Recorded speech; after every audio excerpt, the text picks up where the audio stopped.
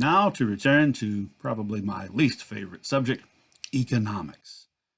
Well, when World War II ended, there were some immediate changes. Now, the Great Depression had ended by the end of World War II, in large part because of the war effort and the fact that it employed practically everybody, right? There was a massive amount of manufacturing being done. So the country had pulled out of that depression. However, just think about what happened when the war was over and most of those people in the military came home. There had been 12 million Americans in the armed services at the end of the war. Within 1 year, in 1946, that had shrunk down to 3 million.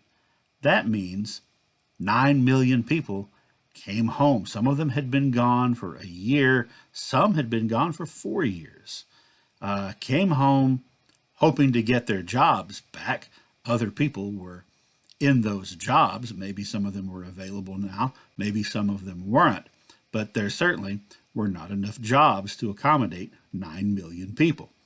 Now, a lot of those jobs had been held by women during the war. Rosie the Riveter, yes, we can. But now the message to those women was, no, you can't, not anymore. You need to go back home and give these men their jobs, essentially. So 2 million women lost their jobs at the end of the war. We're going to see later how, just like in World War I, this is going to have an effect on the confidence of women and in the sort of drive for a lot of women to be more and to do better than society had been allowing them to do. Well, also a big factor was the GI Bill, which was signed into law by Franklin Delano Roosevelt in June of 1944 and was in full effect when those soldiers started coming home. There were various benefits outlined in that law that applied to people who had served in the military. As long as you had served for 90 days and you hadn't been kicked out, dishonorably discharged, you qualified for these benefits, including help for education. This bill enabled countless people, countless working class people who otherwise would have never had the opportunity to go to college, to be able to go to college and improve their job prospects. But that wasn't the only thing. They also qualified for low interest, in some cases no interest loans for small businesses starting up, for home mortgages, all kinds of opportunities for these soldiers and sailors, which was remarkably different from the way that returning veterans had been treated after World War I. Remember, they had been promised a lot, but it wasn't delivered. This time, it was delivered. Some other changes that had to do with manufacturing and so forth was the fact that, well, now the war is over. When the war was going, the government was pretty closely involved in every aspect of the war effort. And during World War II, every aspect of life was an aspect of the war effort. So there were a lot of regulations, regulations of industry and labor. Essentially, during the war, and we talked about this before, if there was a conflict between factory owners and the workers, and the workers wanted a raise or whatever, the government would step in, usually on the side of the workers, to keep them happy and keep them working. All right. Also, the government stepped in to introduce price controls to prevent price gouging, which is also called marketeering. That's where during a war, when there's a lot of need, companies might be tempted to jack their prices way up because people have to pay it.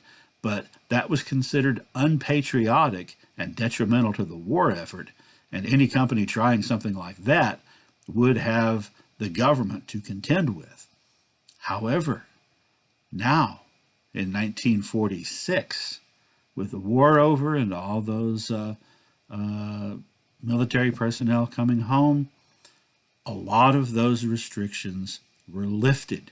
So a lot of the protections for labor that had been very vigorously enforced during the war, not so much. And the price controls also not so much.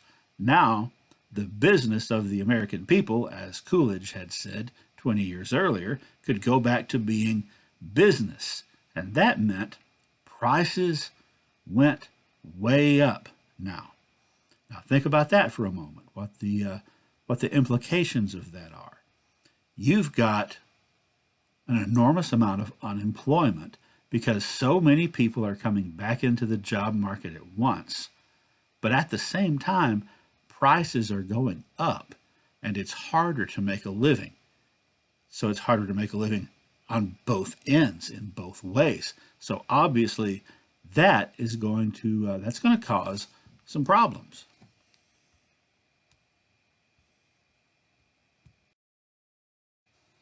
Now remember, there was a new president. Franklin Roosevelt had died in the spring of 1945, not too long after his fourth inauguration, and his brand new vice president, Harry Truman, had taken over. So he's really just a few months into his presidency when all this stuff starts happening. In September of 1945, Truman announced a bold, sweeping new initiative that he called the Fair Deal, which, kind of is in keeping with previous presidents, right? Teddy Roosevelt had the Square Deal. Franklin Roosevelt had the New Deal. Harry Truman wanted the Fair Deal. This program was going to include a lot of things that actually not former, but at that time still, U.S. allies in Europe, particularly the Western European countries like Britain and France, were instituting themselves at the end of the war. Things like increasing the minimum wage, expanding public housing. And what does that mean? That means public housing. That's housing that is built, that is affordable and made available for poorer and working class people. And here's the big one, national health insurance, which is something that Teddy Roosevelt had first called for, and something that was being set up in those European countries that had been our allies. Well, how well do you think that's going to go over?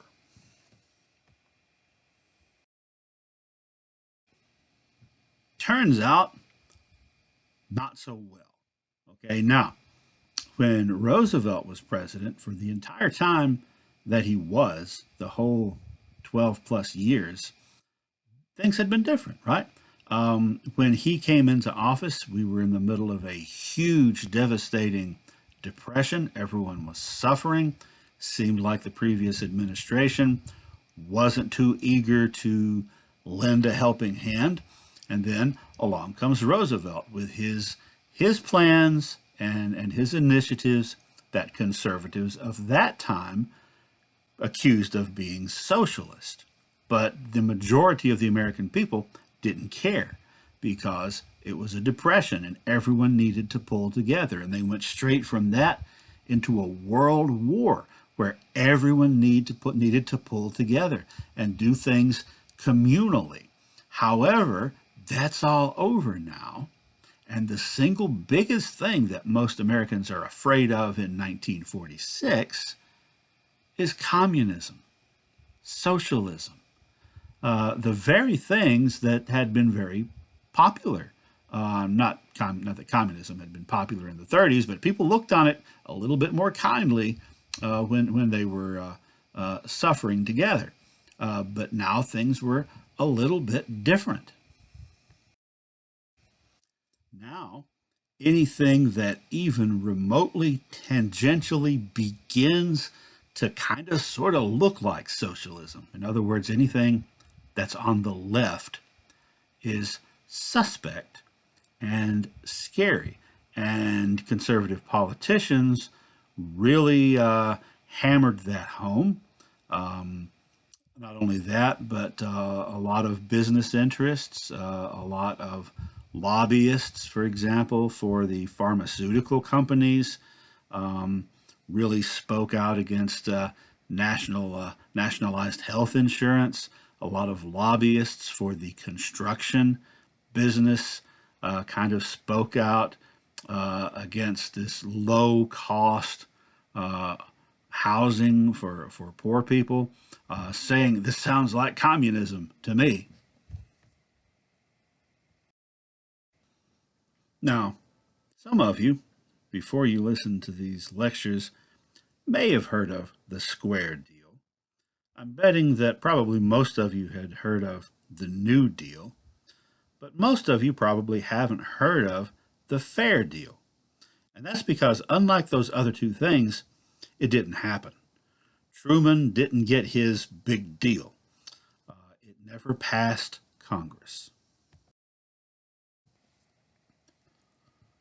Not only were a lot of people out of work, there was also less work to be done because during the war, when all those automobile factories, for instance, were making Jeeps and tanks, they had ramped up production and they were running 3 shifts. These factories were going 24/7 to produce for the war effort. That's no longer necessary, so they're not producing as much. So even if you had a job during the war, you'd have been getting a lot of overtime, and now you're not getting that overtime. So you're making less money, even though you still have your full-time job. And as we mentioned before, prices are going up. That means your money is, you have less of it and it's worth less. So that's a big issue. And this led to a lot of labor unrest. Now, the AFL and the CIO, two organizations that we've talked about forming, worked initially, they did this separately. Eventually, they came together, but they coordinated on this thing called Operation Dixie, which was a big effort to target the South for union organizing. The South is where unions were traditionally the weakest, and we had seen what had happened when we talked about the coal mining wars in West Virginia, and even the stuff that happened here in the Upper Cumberland in Tennessee that suppressed labor activity. Well, 200 labor organizers were sent out to the South in Operation Dixie, focusing on textile mills, agriculture, and steel production, trying to organize new unions. However, they didn't get very far. They didn't get a lot of participation. There was also a wave of strikes in 1946, 47, 48. At one point, 5 million people were on strike around the country. The largest individual strike was the steelworkers strike that had 750,000 people out on picket lines. This was disturbing for some middle-class Americans and certainly for some, quite a few people on the business end of things, but just the average American may be a little concerned about this because there seemed to be so much turmoil. Everyone had been working together during the war for the war effort. Now it seems kind of like almost like chaos. The government actually set up fact-finding boards to investigate and to look into all of these strikes and see what could be done to improve the labor situation and the labor unrest and get them to stop striking. And the recommendation those boards came back with was, well, kind of the same recommendation that John Maynard Keynes had made in the 1930s. Pay them more, right? Wage increases. Pay them more, and they'll have more to spend. they'll be less unhappy, and the economy will get going. Well, now, is that actually going to happen in the late 1940s, though? Again, not so much. In fact, things got worse for Truman in November 1946, over a year after he had introduced his fair deal idea. With the midterm elections, in which the Republicans swept back and they took both houses of Congress for the first time since the 1920s, the first time since before the Great Depression started. And they not only took both houses of Congress, they were able to get a supermajority, which means that they had enough votes to veto anything they didn't like from the Democratic president. Why did this happen? Well, it's kind of amazing that the Democrats were in charge for as long as they were, really from 1932 to 1946, 14 years. It's unheard of for one party to basically control everything for so long. And that's largely because there was a depression and then there was a world war, and people didn't want to mix things up. They didn't want to try something new in the middle of such crises. However, by 1946, those things are over. The worries on that stuff have subsided, at least, and people have been approaching stuff from one direction for really longer than Americans generally do that. So most Americans were ready for a change and shifted the other direction, more conservative. And probably the various strikes contributed to that, causing a lot of middle class people to feel alarmed and some amount of unrest about how things were going. So, as of 1947, when the year starts and these new congressmen, representatives, and senators are sworn in, it's going to be a different story even than it was before for Truman. In 1947, Congress passed the Taft-Hartley Act. The Hartley part of that, Hartley was a Republican in the House of Representatives. Taft is Senator Robert Taft, who was the son of former President and Supreme Court Justice William Howard Taft. Robert Taft had been one of the foremost conservative Republican voices during the latter half of the FDR administration. Well, this act reversed many of the gains that had been made by labor in the 1930s during the New Deal era. It authorized the president to suspend strikes with an 80-day cooling off period. It banned sympathy strikes. That's where people in other industries also go on strike in support of the people who are striking. Banned secondary boycotts, which is kind of the same thing. Required union officials to solemnly swear they're not communists. And no longer mandated the closed shop, which the difference between open and closed shop is that an open shop means that you can go to work at a place, and if it has a union, you don't have to join it. Closed shop is that if your workplace has a union, you're required to join that union to work there. And that had been a federal law under Roosevelt, because that's what gives unions their power.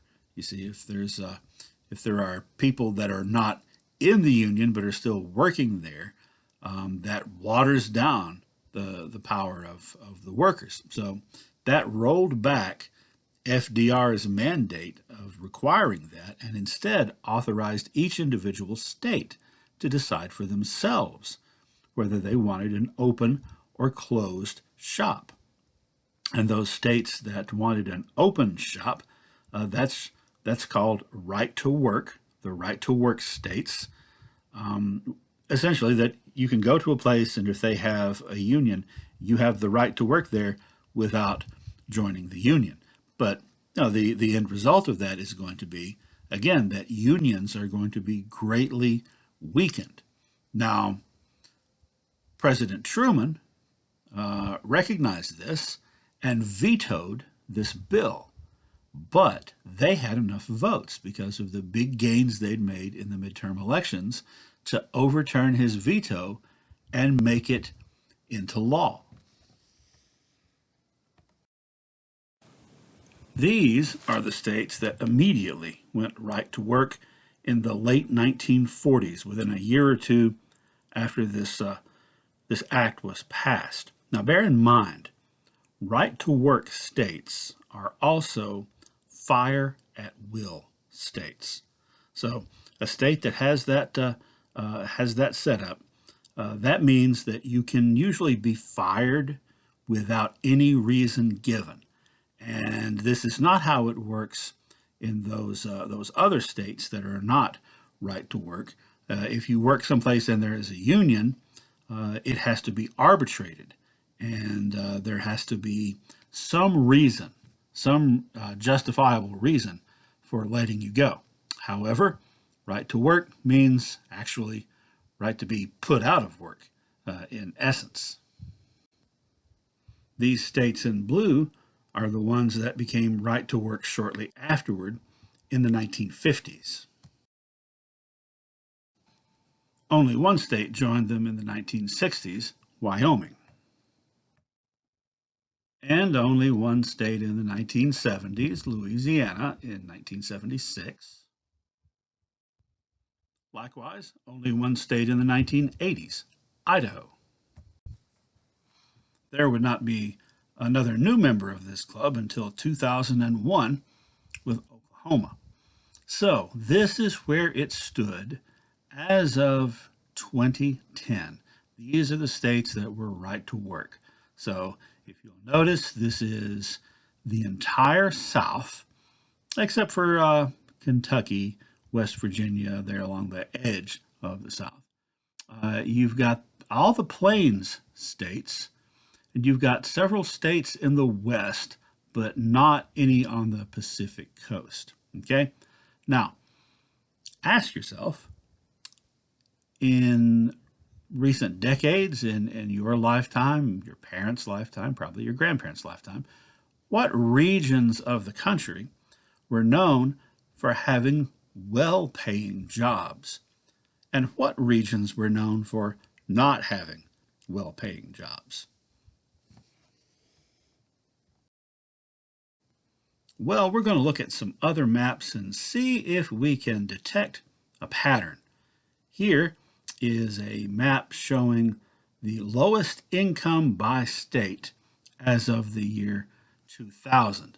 You'll notice that the darkest areas, the lowest percentile, the lowest quarter of incomes, are in the South, as well as Kentucky and West Virginia, and in the West. Okay, so there's the lowest incomes. And these are the states with the highest poverty rates as of 2009. So notice the darker the color, the higher the poverty rate, all the way across the South, with Florida doing just a little bit better than the rest of the South. Again, Kentucky and West Virginia not doing that great. Michigan's not doing so well on this one. And in 2009, Michigan was not a right to work state. And you'll notice that south of Michigan, Ohio, Indiana, and Illinois aren't doing that great either. Bear in mind the year, it's 2009. So this was after the big financial downturn of 2008, which most heavily affected the states known as the Rust Belt. That's those Midwestern states that used to have really good jobs because of the automobile industry, which took a big hit after 2008. And so that would be primarily Michigan, Indiana, and Ohio.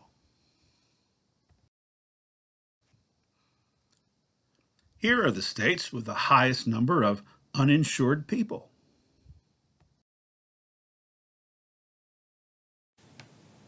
Here's the states with the highest number of people on food stamps.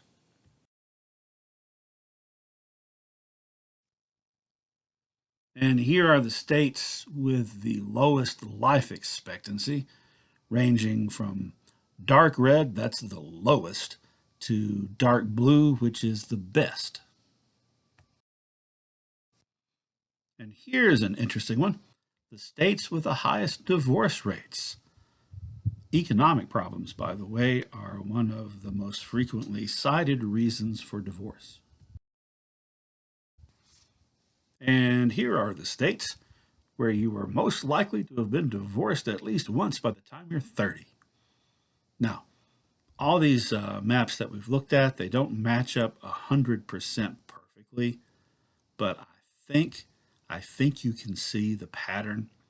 The general pattern being that the socioeconomic situation for people in right to work states traditionally has been far lower than in states where unions are empowered. Remember, I said that the 2008 economic downturn was especially hard on Rust Belt states. Now, those states had traditionally been very strong union states because the automobile industry was centered there. However, when things started going south, a lot of times people are desperate to try anything and they want something new. And the Republican elected legislatures in those states between the years 2012 and 2017, the states in green, voted to make those states right to work states. Michigan, in particular, was a shock when that happened in 2012 because Michigan was probably the most pro union state in the country for the last 100 years. Ohio almost went right to work. It was narrowly defeated, and I think that it was proposed in Illinois, but didn't make it anywhere. However, Wisconsin, Michigan, Indiana, Kentucky, and West Virginia became right to work. Now, if you look at the situation on the maps that I just showed you, the socioeconomic realities, really, of those parts of the country where most states, in some cases all states, are right to work. It's going to be interesting to see what happens in these green states in coming years. It'll take a while. It'll probably take 15 to 20 years before we can look at it and for sure see what major changes have occurred. But keep your eye on those areas.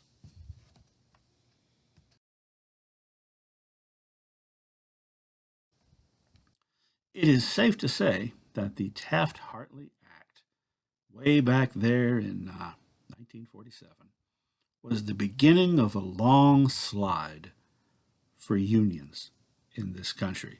They had reached their peak during World War II. And then over the decades, they have become less and less influential. Fewer and fewer people belong to them. And that has been accelerated in the last few years.